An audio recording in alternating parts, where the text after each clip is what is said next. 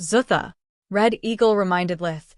Pay close attention to the landmarks, as recalling them will be your only way to return. The mind is the only map that could guide you between the Buta towns.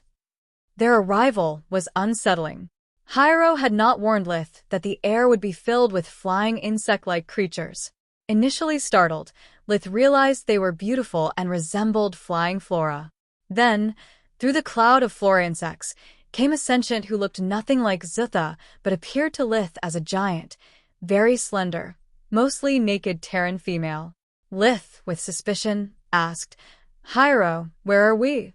Hyro placed his hand on her shoulder and whispered, "Most of the sentients of Kamabhuta town are self-aware, but exist as if they are on rope, their space-time world. This female won't acknowledge that you aren't of her world." The female spoke to them. "Welcome to the Lockhold." Lith, confused, replied, "Thank you." As she noted the striking marbled skin tone of the rope female, she saw other sentients approaching through the clouds and mist of flora insects. Child sentients were a rare sight in the Buddha world. Red Eagle had explained that a child's time in the Buddha world is usually brief. The Gonlerv easily overcome the young, and their existence fades. But here, smiling through the mist, were more children than she had ever seen.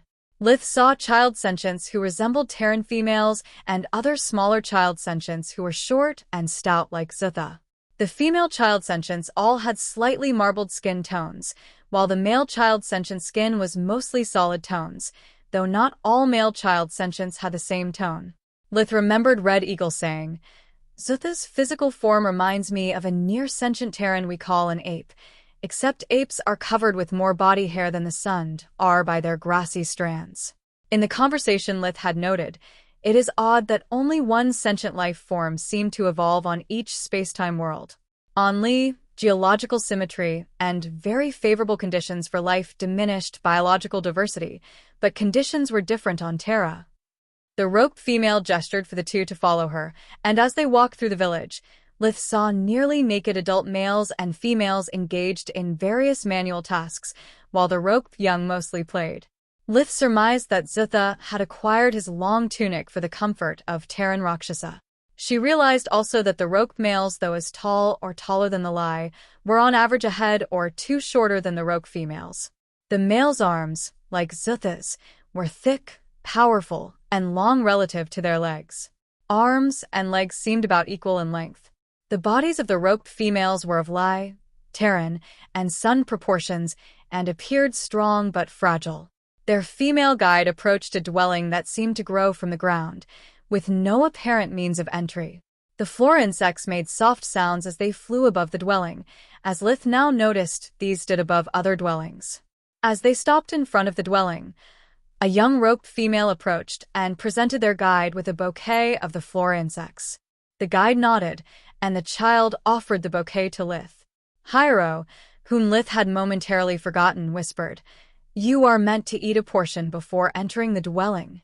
Though she vaguely recalled drinking at the butterfly diner, Lith remembered eating nothing since entering the Buddha world. As she reached out, the child placed a peach-colored flora insect in her hand. Lith wasn't sure if it was still alive, but she moved her hand to eat it. The flora insect lost its form, leaving only a vapor of its peach color in her hand. The color disappeared as she and Michael, mentally linked, remembered the sensation. Sweet. Their guide then said to Lith, "I am Lonafra," and pushed through the foliage of the dwelling. Lith entered, expecting Hyro to follow, but he did not. The inside was dim, lit by light streaming through the foliage. The shadows of the flora insects danced over the floor and walls. The enclosure was irregularly shaped and completely empty. The rope female named Lonafra sat on the ground and gestured for Lith to do the same. When Lith was seated, Lonafra spoke, "With Mother Rope's blessing, may this meeting give birth to a story as sweet as the fruit that fills the air. Share your tongue with me, sister." Lith thought she was being asked to speak, but she didn't know what to say, and her eyes were drawn to Lonafra's chest, recalling the fullness of her lover's liab and lean.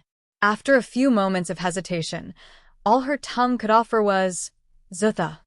Unexpectedly, Lonafra directed her to remove her garment and said, "My tongue shall stir the story of Zutha." Reed Eagle had considered ending the link to respect the privacy Hyro had granted Lith.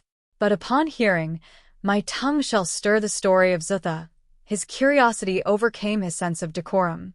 Without hesitation, Lith undraped, another first for her in the Buddha world, barely noticing her cast-off garment being woven into the dancing shadows.